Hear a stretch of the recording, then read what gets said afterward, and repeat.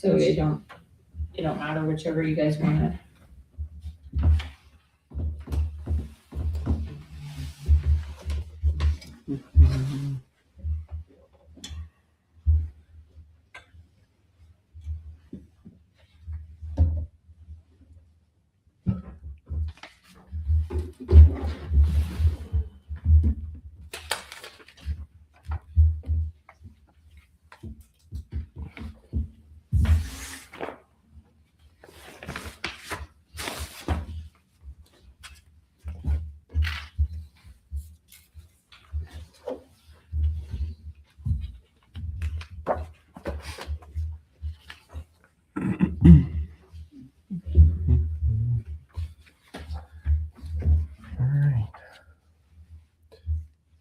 I'm going to call to order the Board of Works or Board of Public Works meeting. Begin with the minutes from our last meeting. I'll make a motion that we approve the minutes of the December 22nd meeting of the Board of Works. Second. We have a motion and a second to approve minutes as submitted. All those in favor signify by stating aye. Aye. Aye. Motion passes. Any amendments today? Hearing none, our first item on the agenda are the public safety building change orders. Toby Winiger with Etika has been managing these. Before us today are change orders number 1 and number 2. The first is a change order to add additional speakers into the restrooms. So this is actually for the alerting system for the fire department. These aren't going to come out of the funding mechanisms for the public safety building. Chief Bittner's going to take it out of his budget in the general fund, but we thought it'd be a good documenting formality, so I suppose, to have the board of works approve that. That way we can identify formally where the funding's coming from, and since it is a change order to the project specs. And I'll be honest with you, he already paid for the amount of his December 25 budget. Okay, so he actually He already paid for it from 25's funding. Yeah.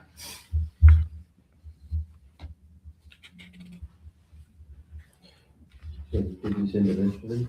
Yes. I'll make a motion that we approve change order number 1. Second. Motion and second to approve change order number 1, adding additional speakers into the restrooms, and then identifying that Chief Bittner will be paying for that or has paid for that out of his department budget. All those in favor of the motion signify by stating aye. Aye. Any opposed? Motion passes. The second is change order number 2. This is to add additional fascia extension. When they did the replacement panels on the front of the building above the apparatus bays, the siding material didn't come quite high enough on the building, so they had to buy extended fascia trim. So that change order is for that trim. I think a total cost on the change order for $3,942. And that falls within the contingency that we have on the project, well within the contingency. What percent are they like completed with repairs? I haven't been in there in a few weeks. I don't know percentage wise. You just have a guess. I'd say if they're not half, they're pretty close. Having the roof, the trim needs done on the roof, but the roof is installed. All the panels on the front of the building, they're starting on windows, and then the restrooms on the inside are pretty close to being complete. So pretty far along in the project for sure. I think April was the estimated completion date. I'll make a motion to approve RFC2. Second. There's a motion and a second to approve change order number 2 for the extended fascia trim. All those in favor of the motion signify by stating aye. Aye. Motion passes. And Can then I, real quick, you made the comment that it was part of the contingency cost? the project contingency. So we don't have to come up with this money. Correct.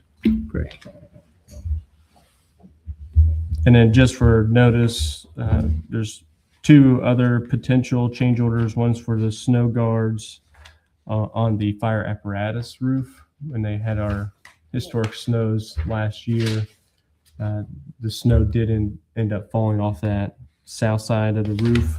Now there's a disclaimer there, the gutters weren't installed. So there's a potential, because it is nearly a flat roof. But I think trying to be proactive, there may be some additional snow guard element to the gutters to help protect the gutters, but at the same time, not allow that to fall off the back of the building.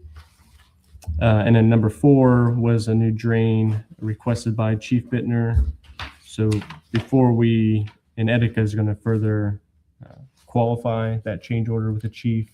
Then when it comes to the Board of Works, we'll have Chief Bittner in here. So quite possibly the next meeting to discuss the need for that, since it wasn't in our original scope for the project. Moving on our agenda to department business. First step is cemetery and park. Diana. For the cemetery, we had 4 burials, 4 cremations, and sold 3 graves at the cost of $3,600.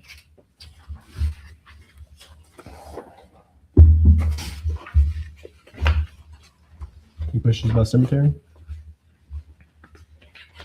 Okay, the park, all Christmas decorations are down. I've got 4 concerts scheduled so far. I'm still waiting on the 5th one.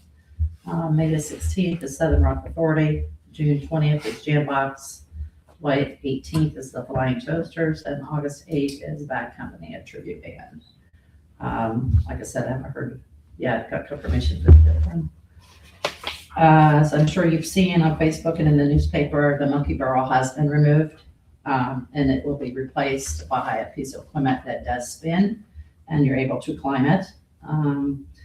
They poured concrete last week, and weather permitting, they should come in this week and be able to fix that. I did contact superintendent that started in '92, and he said that piece was there then, and they had to do repairs on it when he got hired in. So it was time. That's all I have.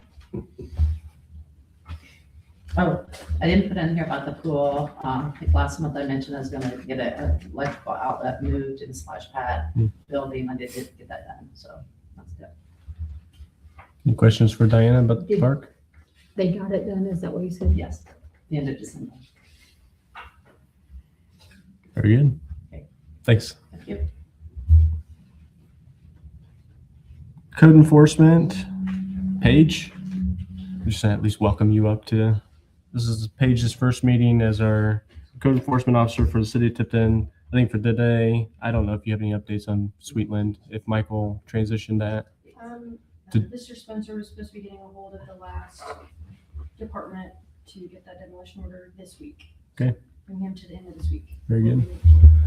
So just want to at least acknowledge that Paige has now been here a week in this role. And not that this is a criticism of previous, but I've had a lot more conversations, productive conversations about code enforcement in a week than I did in the prior 2 years. So really encouraged by Paige's work that she's already had to have at least 2 tough conversations I'm aware of in her first week, and she handled them exceptionally well. So kudos to you. Looking forward to this relationship with code enforcement in the city of Tipton, and already I think we're problem solving maybe quicker than previous, where we can do that more day-to-day operationally than waiting for the Board of Works meeting. So. And I did have a chance to share with you, I think last week, where I reviewed, it went through the, it's not a web, is it a website? It's a. Yeah, so the code enforcement dashboard we create. Yeah. And I don't know if you had a chance to really, it's gonna be wonderful. It's gonna save a lot of people a lot of time. It'll be so much easier to stay on top of what's going on. So I'm excited to get that up and going. Yeah. Very good. Thanks, Paige. Any questions for us? I'm sure they'll come, but Okay. none as of yet. Okay. Thanks, Paige. Street Department. We ran regular trash recycling, yard waste, plowed city streets and sidewalks and patched potholes. For the month of December, we had 153.66 tons of trash, that can't be right. Forget about the recycling numbers. And 5 roll-off dumpsters.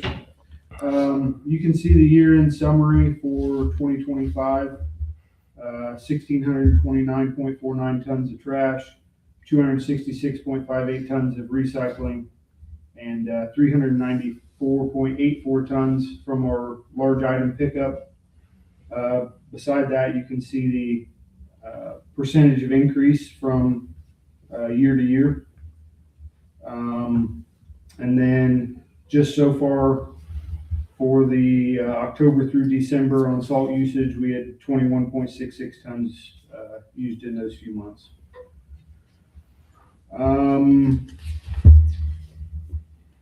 The ongoing projects, West Street is for the most part wrapped up. We have just a few punch list items that they have to complete in the spring. Reseeding a few areas is really about it.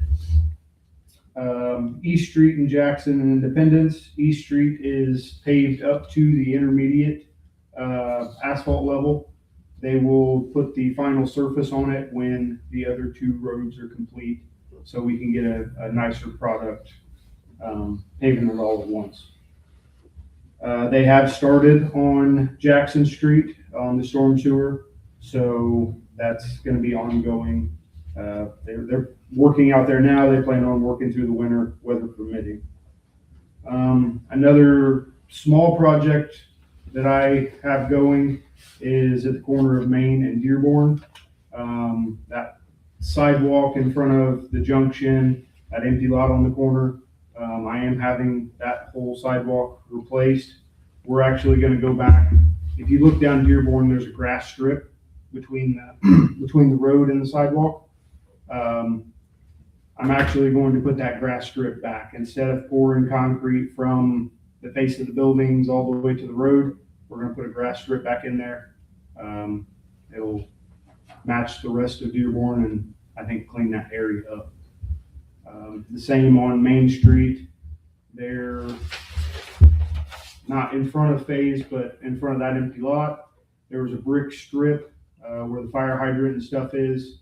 We removed those bricks. That'll go back in grass also instead of the crumbling bricks and stuff that are there. So that should, weather permitting, hopefully see some more concrete getting poured there this week. The water department updated their facilities. They pulled a new service line under the road for the junction. They put a new water fire hydrant right there on the corner. Updated some valve boxes and manhole lids, and so it gave everybody an opportunity to kind of clean up that area. I think that's really all I have. You guys have any questions? I would just acknowledge that work at Dearborn and Maine, that the original project included just a sidewalk repair. It became a trip hazard that we were notified of, and then Dylan scoped the project to move forward. Then as the project sort of unfolded, TMU in our due diligence of the project, TMU acknowledged, yeah, we got infrastructure, aging infrastructure, we need to update this too.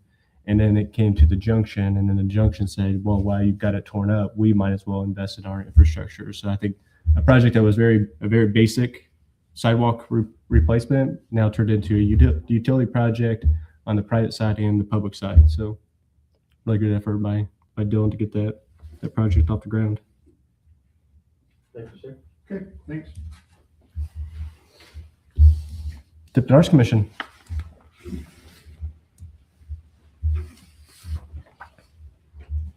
Good morning. Good morning. Brief update from us today. We did meet on the 23rd, our regularly scheduled meeting. Thank you to my fellow Arts Commission members for making time on the evening of the 23rd of December to have that meeting. A note about our calendar, nothing has changed for 2026, so we will stay on the same schedule that we were on for 2025 for our public meetings. Also, at that meeting, we discussed RFPs and artist call details regarding both the Gateway signage project and the downtown vinyl coverings sidewalk gallery project. We have a meeting with the mayor later today to talk about details on both of those projects before we put those RFQs out. But that is the next order of business for us. Any questions? What was the downtown what? The final coverings that we hope to move downtown sidewalk gallery. That Ken's been very interested for a very A strong advocate for. He's a strong advocate for that project. I'm excited about Gateway. Signs too. So are we. I drive to other communities and I see all these nice Gateway signs entering town. Ken wants a pig, please. What? Pig and an ear horn. Yeah. Taking an ear of corn. No, Yeah. no. Windmill, got thrown out there. That's- Solar panel. Yeah, or whatever the general accoutrement of the county. Any other questions? All right, thanks very much. Thank you. Thanks for all your work. Under my report, pretty basic for today, mostly about encouraging conversations. But first, I do want to introduce Colin Huffines, who is serving as the city's Director of Special Projects. Colin joined us last Monday, so this is the start of week 2. Already had some really productive conversations last week, and appreciate his help in many of those conversations. We've had, to that effort, some really good conversations around housing. So it feels like the work we've been investing in the last 2 years has helped build a pretty strong foundation. So we're looking forward to continuing those conversations. And then on the economic development front, we've have successfully, through the county, they have approved their side of the equation to approve the sale of Northgate and their property interests out there. The city council will take that under their new business to approve resolutions that puts that property in a position that we can work through the RDC and secure a prospect out there. And we've got another prospect out working in the industrial park. So we're working through the steps in the RDC to get that formally approved. And then Steel Parts has a new owner, a gentleman from Texas who purchased the building. We've got a follow-up conversation, potentially a site tour with him to understand what his vision is for that property, and then work with him collaboratively to see how we can turn that property back into a success for the city of Tipton. So that concludes my report for this morning. If there's nothing else, accept the motion to adjourn. Motion and seconded to adjourn the meeting. All those in favor signify by stating aye. Aye. Meeting adjourned.